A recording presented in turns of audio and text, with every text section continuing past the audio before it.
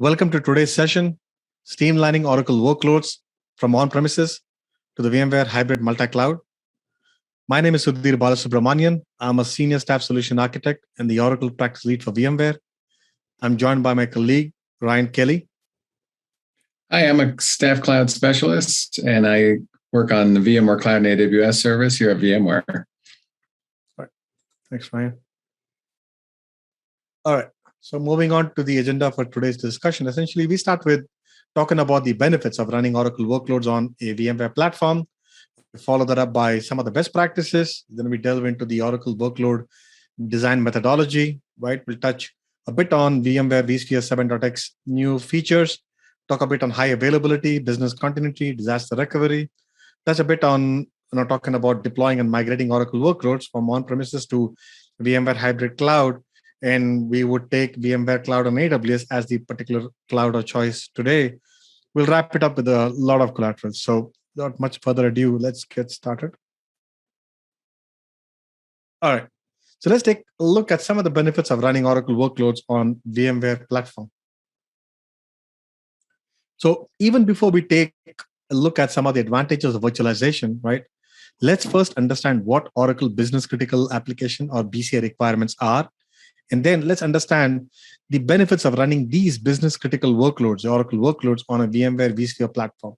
So any application that's deemed business critical, right, or BCA will have certain SLAs. It'll have certain RTOs. It'll have certain RPOs. Essentially, what we're trying to say here is it'll essentially have a set of stringent requirements. So for example, availability. Well, this process must be, or this application must be highly available. It must be resilient. It must be redundant. Talking about performance, timely completion of any process is critical and must avoid all kinds of bottleneck, right? And the fact that it must be recoverable, which means the RPO, the RTO, the MTD, the WRT, they all must be very low. The recovery plans must be verifiable and repeatable. The fact that the application must be able to scale up, it must be able to scale out, it must be able to adapt and grow with little reconfiguration effort.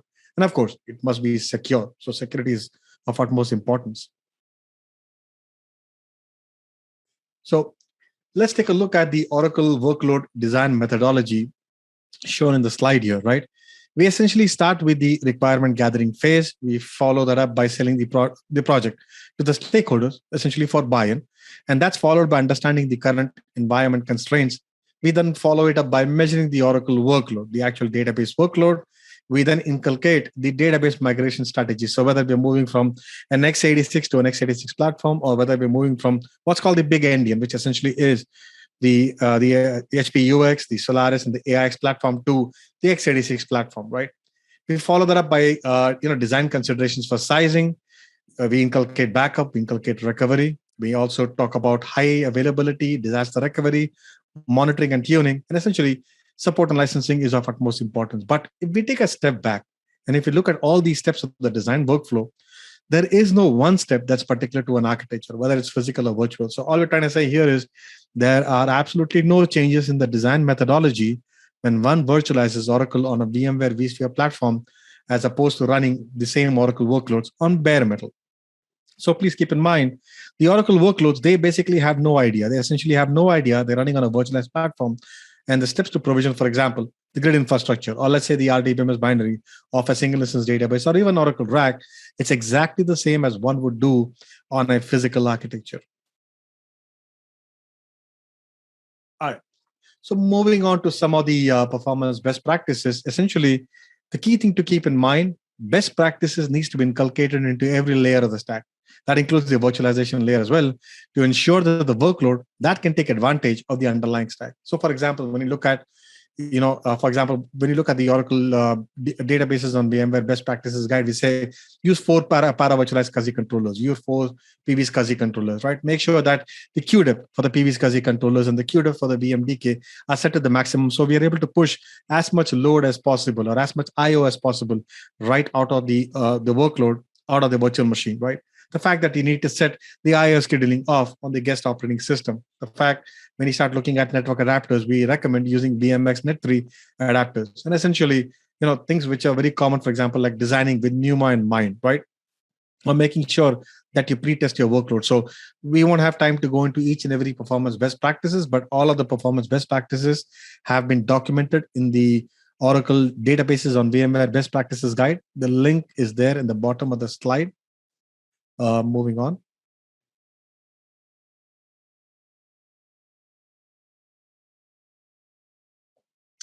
So last year we introduced vSphere 7. There are a lot of new features that are specifically targeted at the business critical applications, such as running Oracle or any high performance type workload.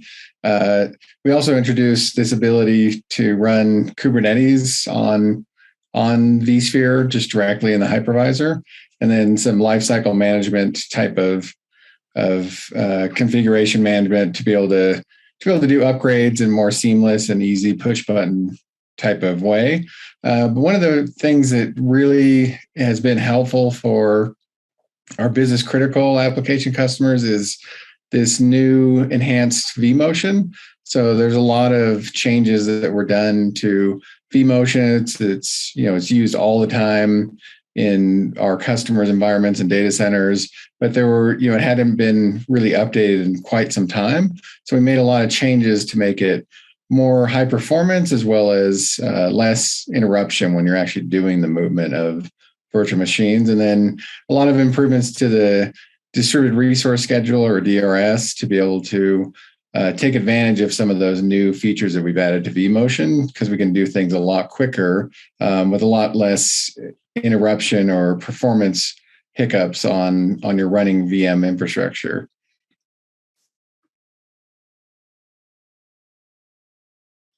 So to dive in a little deeper on what we've changed, so previously in the older versions of vMotion, there was a significant impact on the overall in-guest performance. So there was a CPU spike that would cause, as soon as we did a vMotion, it would cause the application, if it were running at somewhere around 80 or 90%, to sort of panic, and there could be some sort of error or issue with those applications. So a lot of customers opted to turn off DRS and not vMotion, which isn't the best to be able to optimize and balance your vSphere environment. And then the switch over time, there was a longer, what we call a stun time or ping loss, when we actually did the transfer of the last bits of memory and the last writes that were cached. And so in the newer versions, we've greatly reduced the performance impact when we actually do the vMotion. And then we actually claim one vCPU of a VM to install the page tracer. So, lowering the performance impact during that memory pre-copy. And then the stun time is greatly reduced. It's either, under a split second or even no ping loss when we do the actual cutover. So if you're running business critical applications that are running at 80, 90% CPU and memory all the time, you can again now include them in the DRS groups to ensure you're able to switch over effectively, but also optimize and balance your clusters and your infrastructure. All right. So let's change gear and talk about running Oracle RAC on a VMware vSphere platform. So essentially, the Oracle RAC and the VMware HA solutions, they are completely complementary to each other. So running Oracle RAC on a VMware platform, that provides what's called the application level HA, which is enabled by Oracle RAC. Now, VMware HA provides the infrastructure level HA, right? And if we were to run, or if we were to deploy this solution across metro distance, essentially stretching the Oracle RAC on VMware vSphere platform across metro distance, what that kind of configuration is what's called the running extended Oracle RAC across metro distance. That provides 3 levels of HA. The application level HA, infrastructure level HA, and site level high availability. And we get that simply by deploying extended Oracle RAC across metro distance. So why do customers deploy in the world, all around the world? Why do they deploy Oracle RAC on VMware vSphere platform? It's quite obvious, as it offers a lot of capabilities, right? Some of the capabilities include high availability, rolling patch upgrades, the fact that you're able to do workload mobility and workload balancing. So running Oracle RAC on VMware vSphere, that offers greater uptime than running Oracle RAC on a physical architecture. Another advantage of running RAC on vSphere is provisioning Oracle RAC nodes that take minutes rather than taking hours that traditionally used to take with running RAC on a physical architecture. So RAC on VMware vSphere, that's a perfect match. And the proof is in the pudding. The fact that we are able to run, or we ran numerous Oracle RAC on VMware sessions across these years. So the rule of thumb is to make this configuration work is that there must be 5 millisecond or less RTT, or round trip latency between the cluster nodes. Now, whether the Oracle RAC is deployed within the same data center or if it's across different data centers. So this is true for Oracle RAC and also for vSphere HA clusters. In fact, if you have the VMware vSphere Enterprise Plus licenses, that supports up to 10 millisecond. But when you're looking at Oracle RAC, the requirement from an Oracle RAC perspective is the round trip latency needs to be 5 millisecond or less. Another important thing to keep in mind, RAC needs shared disk. So just like in traditional vSphere, when you deploy Oracle RAC on vSphere, the shared devices requires what's called the multi-writer flag to enable the in-guest systems to leverage the cluster-aware file system that have distributed write or multi-writer capability, right? So the KB article 212.1181, that's for vSAN, right, running Oracle RAC on vSAN, and KB 1034.165 running Oracle RAC on VMFS file system that talks about the multi-writer support enabled for shared VMDKs when one wants to run Oracle RAC on a VMware vSphere platform. Another important point, starting vSAN 6.7p01, patch 01, Oracle RAC on vSAN does not require eager zero thick for the shared VMDK. So essentially, there is a lot of space savings for deploying Oracle RAC on vSAN storage.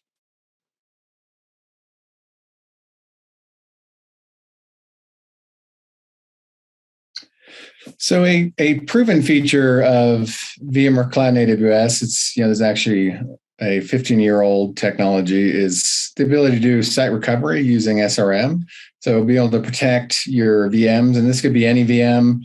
It's not actually dependent on the actual infrastructure or the storage. As long as it's a VM and has a VMDK file, we can use vSphere replication to replicate that to VMware Cloud AWS. So in the event of a disaster, you can quickly go ahead and power on that VM and then recover it and continue operations as normal.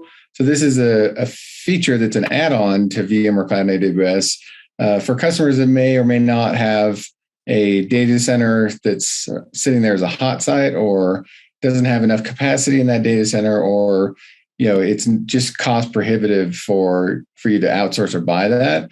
You can spin up those hosts in Amazon very quickly, protect them with SRM, and then have that reliability of a very fast recovery time, even down to 5 minutes non-crash consistent or 15 minutes where it would be crash consistent.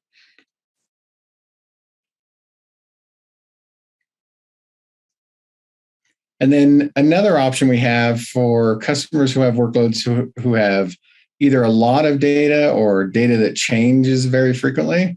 So you don't want to use something like SRM because it does require you to have the equivalent amount of hosts and storage available in the event of a failure so you can power on those VMs. So just like on-prem, you'd need to have a certain amount of servers and storage available to power those on. This is all backed by S3 in Amazon. So all of the replication occurs to that S3 bucket.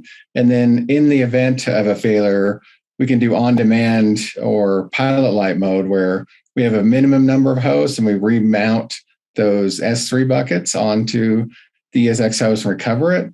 The pro side of this is it's for customers with a large amount of data. So if you have in the petabytes of data that you're protecting, the only disadvantage over SRM is the recovery time is not as quick. So recovery time is about 2 hours with this solution.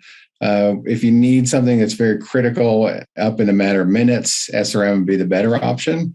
But this is a much more price advantage because of the large amounts of storage are not being stored on the actual vSAN array that's in VMware Cloud AWS. Okay. So essentially, VMware vSphere platform that provides many tools for customers to successfully ensure business continuity and disaster recovery for their business critical databases, right? So when talking about business continuity, there are basically 3 different levels, right, that can be provided. And even though 3 different levels are the same, when we want to provide disaster recovery for those workloads, essentially providing either BCDR at an application level or providing BCDR at VMware vSphere level, or providing BCDR at a storage level, right? So let's talk about business continuity first, right? Application-based business continuity, well, that can be provided using any of the Oracle-based tools. For example, using Oracle RMAN, using Oracle Data Pump, export, import, so on and so forth. When we start talking about the vSphere level business continuity, well, that can be provided using VMware technologies like Snapshot, VMware clones. So these are some of the tools that help achieve a point-in-time recovery, right? And when we start looking at snapshot-based business continuity, well, that could be provided using storage-based snapshots, storage-based clones, right? Now, on the flip side, when we start looking at disaster recovery, right? So for any application-based DR, that can be provided, Oracle in this case, that could be provided using Oracle-based tools. So for example, Oracle Data Guard, Oracle Active Data Guard, or that could be Oracle Golden Gate, or any third-party replication product, right? Now, when we start talking about VMware vSphere-based DR, VMware Site Recovery Manager, along with VMware vSphere replication, or even array-based replication, that help protects virtual machines, or even entire LUN or LUNs from partial or complete site failures by replicating the VMs or the entire LUN between the sites. So the VMware Site Recovery, VSR, that brings the VMware SDDC, disaster as a service, right, to VMware Cloud on AWS. And Ryan did mention about that as well. VCDR, which Ryan spoke about as well, that's an on-demand disaster recovery service, right? When we start talking about moving our or DRing our workloads to VMware Cloud on AWS, right? So the link at the bottom of the slide that refers to the reference architecture that's in progress, that will, which basically dives deep into providing business continuity and disaster recovery, right? Keep one thing in mind: the choice of a business continuity or a choice of a disaster recovery solution adopted, that depends upon the application needs, that depends upon the SLAs, the RTO, the RPO, and so on and so forth. So the above business continuity and the disaster recovery methods that we spoke about, well, that can be summarized in the illustration in this slide here.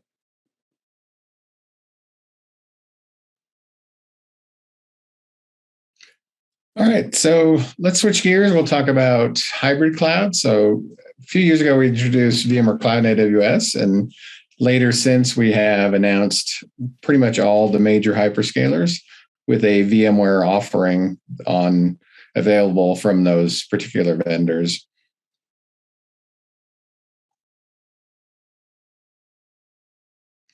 So just listening to our customers' feedback, what customers really want is choice. They really liked what we did with VMware Cloud AWS, and if you were an existing AWS customer, that made a lot of sense. However, a lot of customers wanted some other options on which hyperscaler that particular VMware environment fell into. So we have partnered with Google Cloud, Microsoft Azure, as well as our smaller cloud program providers. And then also IBM Cloud has a managed VMware service as well. And then we recently announced late last year, Oracle Cloud now is able to run the full VMware stack, and you were able to migrate workloads to and from that environment as well. And then we've also got this ability using some of our HDX technology to be able to move between the different clouds. You don't have to feel like you're locked in or stuck with one particular environment. You can easily move those workloads to or from each of those environments, depending on the feature sets that they offer. HDX may or may not be available in all of the hyperscalers, but it is definitely something that's on all of their roadmaps.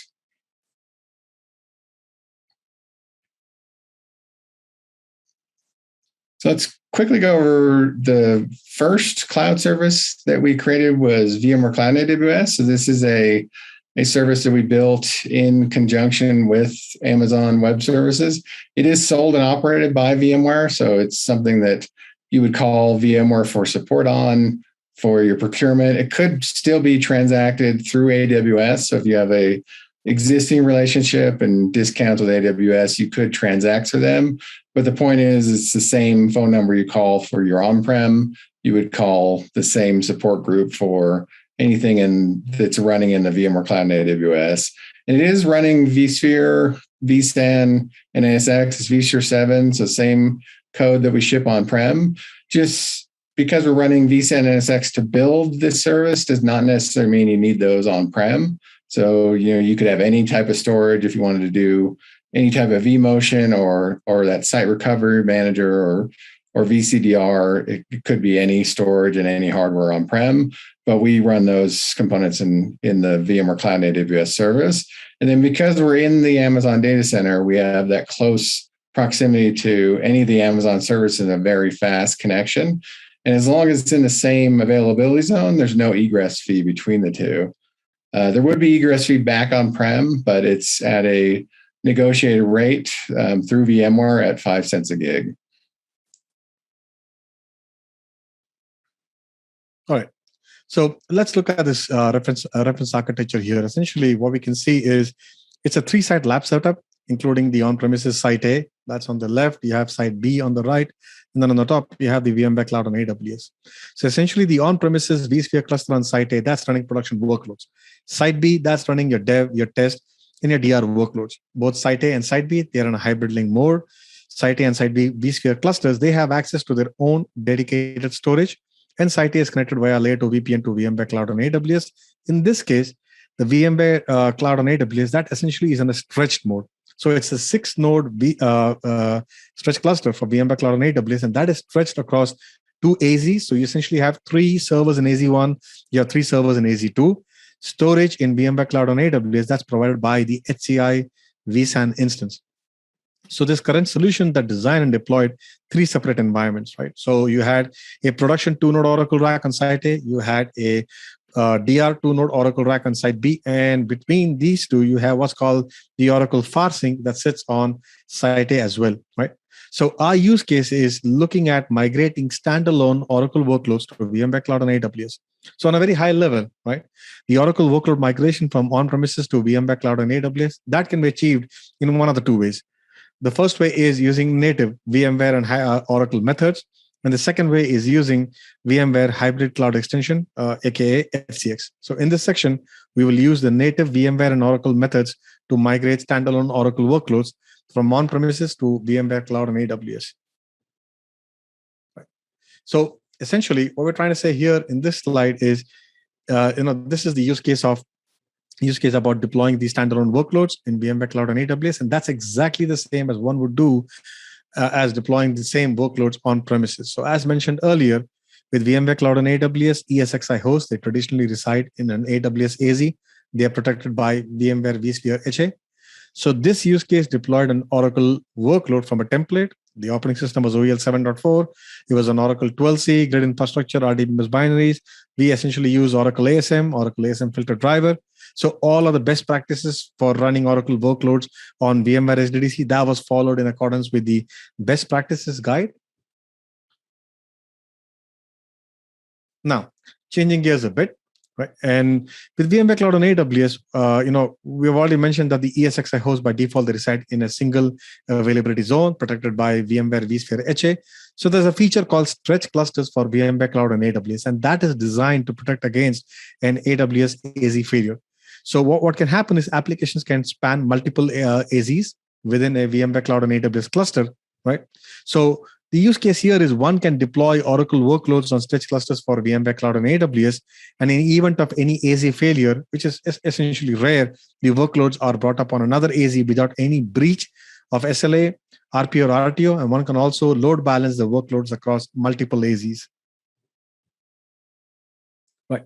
So the second use case is essentially migrating single instance Oracle workloads from on-premises to VMware Cloud on AWS. Again, it's the same Oracle workload machine, 7.4 OEL, Oracle 12.2, grid infrastructure and RDBMS binaries. Oracle ASM was used to create those devices using Oracle filter, the ASM filter driver, ASMFD.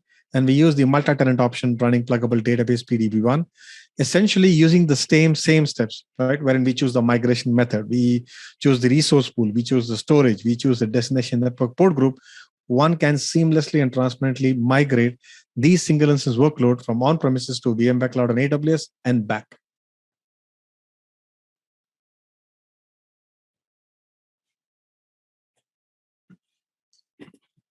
So on VMware Cloud and AWS, I mentioned we have HDX. So this is something that's included. It's actually some code we borrowed from our NSX technology to build out a suite of tools to be able to do what we refer to as long distance vMotion or migration to and from the cloud. So in previous version, we always had cold migration. You could just right click and move a VM.